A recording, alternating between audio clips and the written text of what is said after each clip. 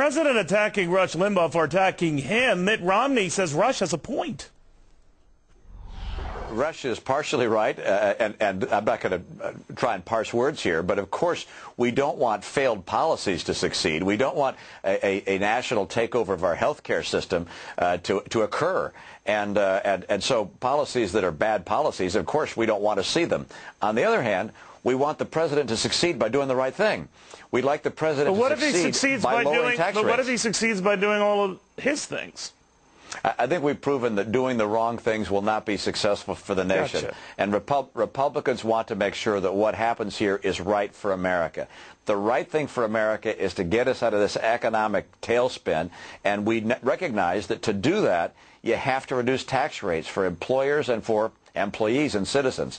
We also recognize that to get people health care, you don't want to expand a new entitlement. That's part of the problem. You want to take if you will, a free market personal responsibility approach to health care. We have answers that will help America. Barack Obama hopefully will listen to some of those, adopt some of them.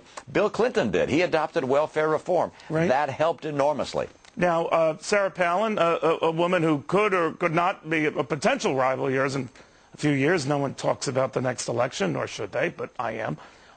She has said that Republicans should stand for pretty much what you just stated: much smaller government, much bigger tax cuts. So you two are on the same choir book.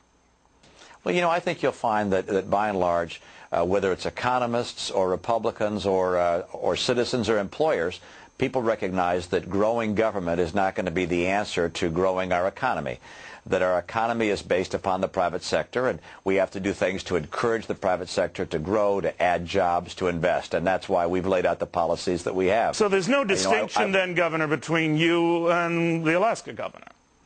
Well, there are lots of distinctions between one Republican and the other. I don't think we're all exactly the same on every single issue, but I welcome the fact that Governor Palin is very involved in the political process now. I think I understand she's formed a PAC. That's good news. We got a big election coming up in 2010. A lot of Republicans running, a lot of Democrats running as well. But she formed that PAC. Those folks. She formed that PAC ostensibly to some argue lay the groundwork for a 2012 run for the presidency.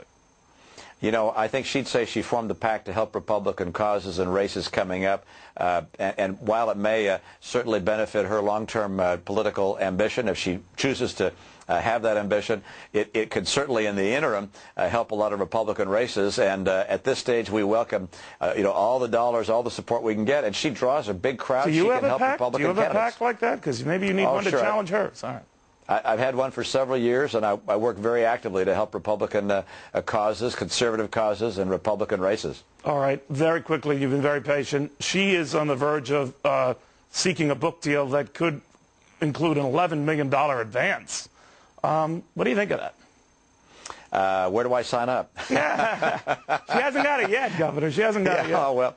I think it's great that there's some additional voices that are being heard. More power to her. If she's able to get a great book deal, that sounds good to me. Governor, always a pleasure. Thank you very much. Thanks, Neil. Good to be with you.